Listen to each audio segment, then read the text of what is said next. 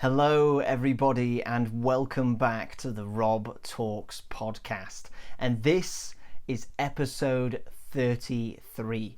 Now, today's episode, I'm going to be covering a topic which I feel is incredibly important, especially for people kind of in my age range and for younger people at the moment. And that is the topic of focusing upon how to find your perfect career. Now, to note, of course, this is something that mainly younger people are considering at the moment, especially I'm sure so many people who are in my position who are going into final year of university, or even if you're in school and you're trying to work out what you actually want to do for the future, then this is a question which I've heard that comes up time and time again, because it can be really difficult to work out what you want to do. And so it's also in saying that this is probably more angled towards a younger audience, but this can be open for anybody, because there can be so many moments throughout your career and throughout your journey of life of where you feel like something's not right or you want something to change, and sometimes that change needs to be your career choices. So I'm going to be going through what I recommend in terms of trying to work out your perfect career, and even from my own experiences, what I have learned in trying to find the perfect career, even for myself. So the first thing I want to go into, which is probably one of the biggest things that people ever consider about with their career, especially when you're younger, is money. So of course, the kind of things that you see on social media and on Instagram or whatever it may be, you see that money is normally the goal. It's normally the thing that you want to chase after. But research has been done that has shown that on a graph that shows of how money equals happiness, it is shown actually in fact that as happiness goes up, you eventually reach a point of where you earn a certain amount of money and it plateaus. So it actually matters no more. It doesn't actually matter how much more money you earn, but that extra money is not going to contribute to your happiness. So essentially, as you're earning 10k, 20k, 30k, 40k, 50k, 60k, you're really happy generally, and the money will contribute to your happiness. But then once you passed around about this area of £60,000 a year, or in America $70,000 or thereabouts, you then eventually get onto this point of where the graph plateaus and even in some cases goes down. And this is just because money only gets you so far. Money can get you to the life that you want, but when you eventually reach a point of where you have so much money that you have really more money than you need, it doesn't contribute to your happiness anymore, and how you spend that money a lot of the time doesn't contribute to your happiness anymore, because you have what you need as a human to survive, to be okay. You have money to be able to give you shelter, to be able to give you food and water, and you have money to be able to look after your family and to look after those around you. And so that's where it gets to a point of that we have to understand that money shouldn't be the ultimate goal. If you want it to be, fair enough, but it's not what I would recommend, because you'll most likely live out a career where you're forever chasing the big bucks, and it won't be fulfilling, it won't be what you want, and it won't make you happy. And so the second thing that really we want to be focusing upon when thinking about our careers is, what are you actually good at? What's your skill set? And I'm sure so many people listening, you will have a wide range of skills, but it's working out, what are you best at? What's something that you feel like you can master? And in some cases it's okay actually if you're at the start of that journey, because a lot of the time people don't realize it, but you always like to box yourself in, and people love to put labels to ourselves. So for example, because I'm doing a design career, the only thing I can do is design. I can't do anything else. I couldn't possibly do public speaking. I couldn't possibly be entrepreneurial. I couldn't possibly be sporty. I couldn't be athletic. When the truth is, you can actually, as I've hinted at those answers, do so much more. You can be so much more than what you are normally boxed in for. And so if you are at the start of that journey, but it's something that you love to do and you're really passionate about it, then pursue it, go after it, and see where it takes you. But it's really important that we work out what are you good at? Because your skill set will massively define how far you get in your career and the success that you get throughout your career. Because the truth is, at the end of the day, if you were to break down your skill set, so for example with my own skill set, I am awful at maths.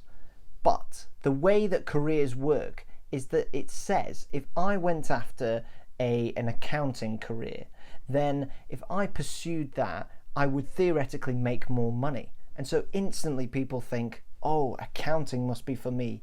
I can go after that. I'll be fine. But the truth is, if you're somebody like me who is awful at maths, I am never going to be a good accountant. I don't think I would ever be hired by somebody to do accounting because I just don't have the skill set for that.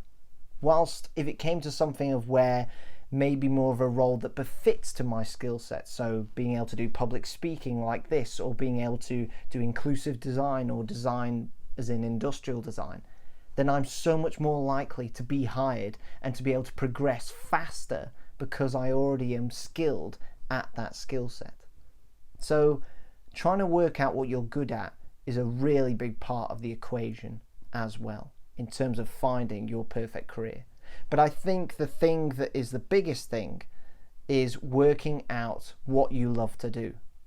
Now, I separate this from what you are passionate about because so many life coaches and so many people will say it's what you're passionate about, it's what gives you that passion and fulfillment and and I'm sure I've been somebody who has said that before because it's really easy to say when you're already there or when you feel like you're already there. But the truth is, you've got to start with baby steps if you're finding your perfect career. You've got to start with what are things that I enjoy to do. And I've actually ran workshops on this, and it can be something as simple as this. For myself, I absolutely love cricket. I just love cricket. Like, I watch every single match that has England in it, that has Derbyshire in the team that I support. I just love cricket. But the truth is, I know that from the position that I am in, to become a professional cricketer now would be very, very difficult. I would love it if it would happen. But to be honest, I don't have the genes. I don't really put in the time that an athlete would need to train and to go to the gym and everything to be able to reach that status. And so a lot of the time people then just go, well, I can't do that then. And they bin off the idea of going after that thing that they love entirely. Whilst what I truly believe in is the fact of that you can find other avenues and you can find other paths that lead you towards what you love. So me loving cricket and also having a pretty good skill set in terms of public speaking and presenting, maybe I could become a cricket commentator. Maybe that's something that I would love to do, to become a journalist, to do punditry, to go down that route. Or even I love the idea of teaching people. I love education. So couldn't I become a cricket coach? Couldn't I set up my own business of my own coaching organisation? There's so many opportunities that are actually there for you to take that a lot of the time people don't consider because you're too finely focused on the idea of that if I can't become, for example, a professional footballer, then I can't do anything with football. When the truth is, you can do something that includes what you love and you can feel fulfilled about it, you can become happy because you are doing it, and you can have a career that is just really enjoyable.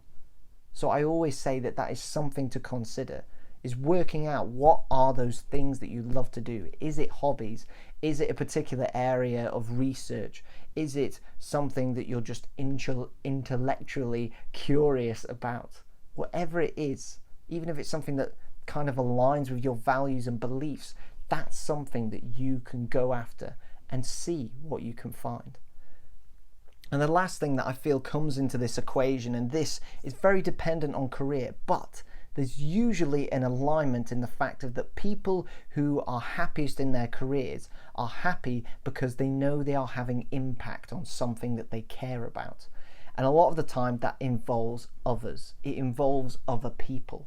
So for example, with myself, I am really passionate about inclusive design. And the reason of why that is because of how I can help others, how I can change other people's lives through doing inclusive design. And so a lot of the time when we find stuff that is purposeful like this and find careers that really allow us to have impact on the world and to solve problems and to go after some of the biggest crises and things that we're facing in the world, that is what can actually make us happy, what can make us feel engaged when we're at work, what makes us feel fulfilled and feel like we're doing something that is actually worthwhile. And a great website, and they're not sponsoring this, but I've looked onto it and it seems just perfect in terms of careers advice, is a website that is called 80,000 Hours. And that website is brilliant. You can sign up to the email list and work out what career you want to go into, but also how can you go into a career that is impactful. And a lot of the time, how do you define what careers are impactful? It goes down to what you're wanting to do and also tying it with a big problem that is in the world. So for myself, there is a big problem in terms of inequality in the world, and that there is a need to be able to reduce inequality. And this is seen even within product design, of how the products that are currently out there in the world are not including everybody and are cutting off people, meaning that they can't live life the way that they want to live it. And they can't live life in an empowered way, in a way that they can be confident and be happy. And so that's something that I want to change. That's where my passion comes from, in being able to change people's lives around that. And so when you find the problem that exists in the world and there's an opportunity there, and you find what you're passionate about, those two things can marry together really nicely in terms of working out how you want to have an impact with your career. So I will leave a link down below for 80,000 Hours if you're on YouTube. If you're on Spotify, unfortunately, you will have to search it up. But 80,000 Hours is a fantastic website and I cannot recommend them enough. But that is the kind of equation that I see that works for me and that has worked for others in terms of who I've helped with coaching and with mentorship or with workshops that we've done. It is thinking about money. How does that work in terms of what career you're going after? Is it one of the big things that you're focused upon, or is it something that you realize you can not prioritize as much and leave to the side as long as you're comfortable? Is it that you need to consider as well what you love? What are things that you really enjoy doing? And can you find different avenues and paths of career types that allow you to be able to do what you love to do? And it's working out what you are good at. What is something that people are going to hire for you? What is something that you can monetize? Something that you know that you can provide a great service and that you can really help others with. And on that note, it's also thinking about impact. How can you have impact? And if you want to have impact, how do you want to do that? And who do you want to do it for? Is it for solving climate change? Is it for helping us prepare for future pandemics? Is it dealing with AI? Is it making the world a fairer place? Whatever it is, you can start to work out with these areas what kind of career you want to have. But something I wanted to touch upon as well is my own experience, because I believe that a lot of the time these answers that I have come up with are aligned to what is already out there and what is researched and what has been found to work, and even aligns with something that a lot of life coaches and people like that recommend, which is along the lines of something called ikigai. So that's something else that you can search up, which is a Japanese art, I believe, of finding out what you love and what your kind of why is. So that's something else you can look up. But in terms of my experience, I feel as though I've had things that I can add on top of that, which really can help you to finding what career is fulfilling for you and something that you enjoy. So number one for me is experimentation. Too many times we see it, even in particular people of my age group, of where you're in your 20s, that you need to have everything sorted in your 20s, that you need to make sure that you know exactly what you want to do, why you want to do it, and you need to have your life tied up by the time you're 30, otherwise it's too late. When the truth is, that's just what society is putting upon you. You don't need to have everything sorted by the end of your 20s or your 30s or your 40s or your 50s or whatever. It's really hard to even say what is the definition of that you're sorted in life and that you've got everything narrowed down. because the truth is your career is not a linear path. It's very rare these days in particular that a person's career is linear and it goes along this same trajectory. A lot of the time people's careers change from different educations, from different experiences that you've had. Things change over time, and so it's perfectly fine to allow for that. And that's why my number one thing from my own experience is gain experience yourself. Fail and fail and fail again and again and again, and then you'll work out exactly what you don't want to do, and you'll start to be able to work out what you do want to do. And this is entirely true. When I was at school, I remember going on a website called the National Careers Service, I believe it was, that is set up by the government, and you could look at different careers that you can possibly do. I saw the role of product designer and I thought, no, I am never doing that. That looks like the most boring job in the world. I want to do something that's hands-on. I want to do something of where I'm making things, of where I thought at the time was something like engineering.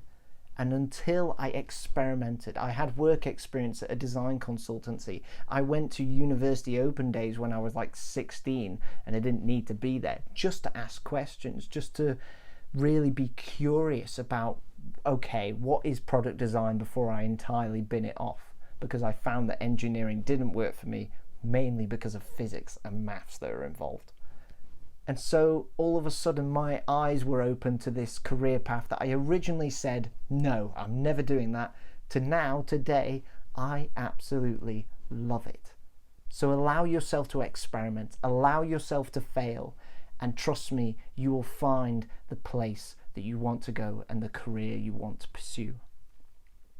My second thing is talking about something that's a bit deeper, and it is a bit trickier, and I have spoken about it before in previous podcast episodes, but it's trying to understand what your why is, or even as a different way of looking at it is work out what is an infinite goal that you align to. So an infinite goal is something that doesn't have metrics to it. It's something that is more to do with your legacy and that goes on continuously. So a metric goal would normally be that by the end of my lifetime, for example, I want to write 5 books that have reached 100 million people. Now that is full of metrics, it's full of that particular thing that you aim for, but the problem is that once I reach that goal, there's nothing more to do of it. Whilst if you have something that is an infinite goal, you are forever aiming towards it.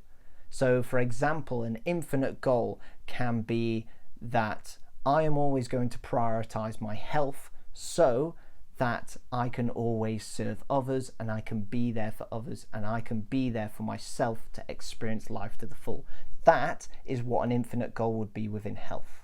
For myself, what an infinite goal is for me within my career is that I want to be able to create a fair and equal world through pursuing and educating people on inclusive design. That doesn't have any metrics. It doesn't say how many people I need to impact for me to feel as though I fulfilled that goal.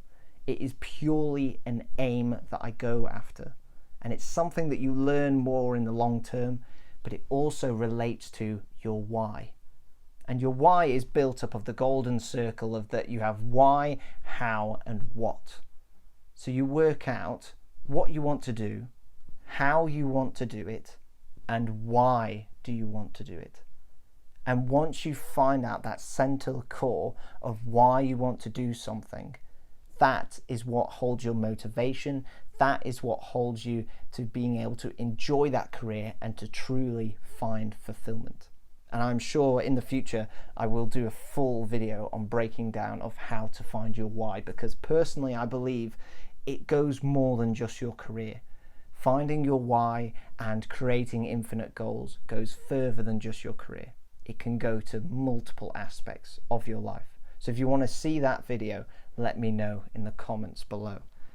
And the last thing is trying to just work out what gives you that buzz. I don't know how else to describe it other than it's that buzz, it's that adrenaline, or even over the more long term in terms of how you're thinking about it, it's what makes you happy.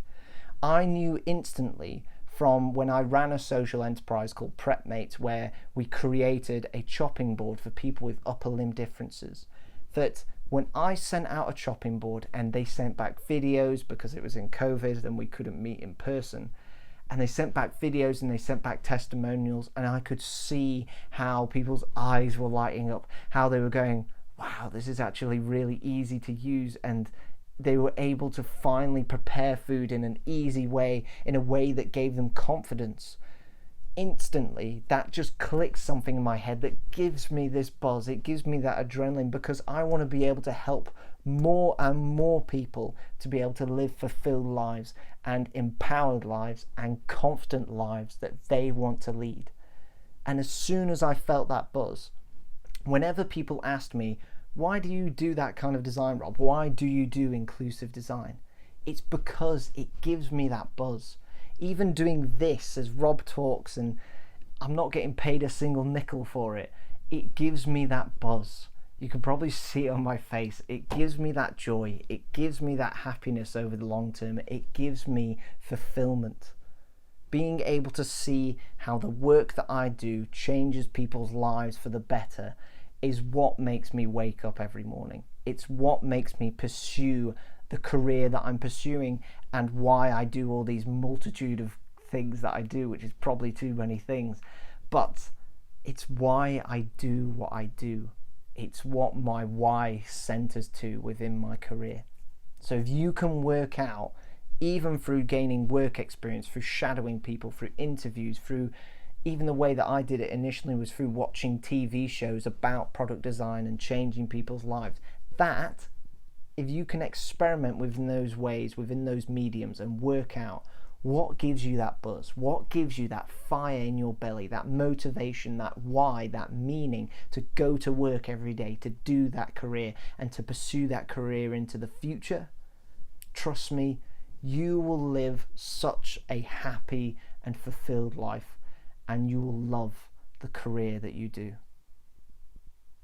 And it's also okay if that changes. If you are a person sat here listening, or wherever you may be listening to this or watching the video, and you feel like you need a change because of what you're hearing in this episode, then that's okay as well. I'm sure that this video that I'm recording now as of 2022, my thoughts may have changed in terms of what I want to do within like the next 5 or 10 years. Our careers change. Life is something of where change is constant.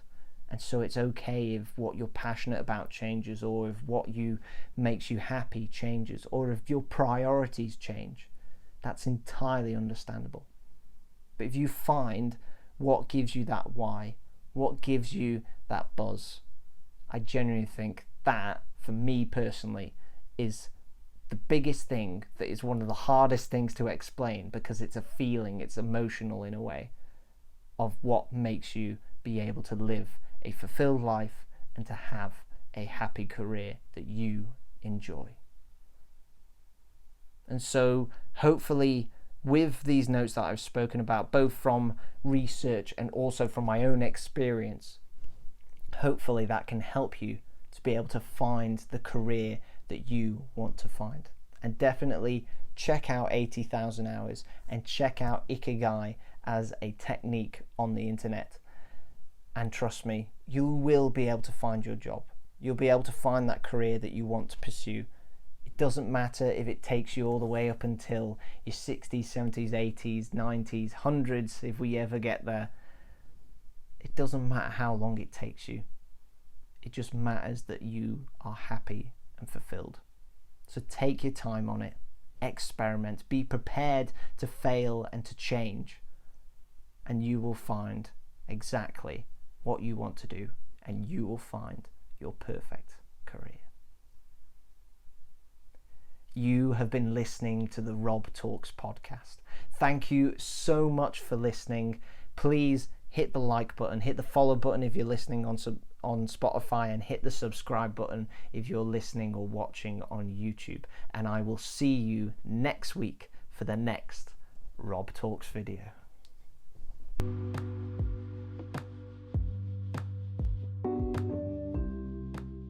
You have just been listening to the Rob Talks podcast. Thank you so much for listening, and please make sure to subscribe and give me a follow on YouTube, Spotify, Instagram, Facebook, or even LinkedIn. And I will speak with you soon. Stay safe and have a great week.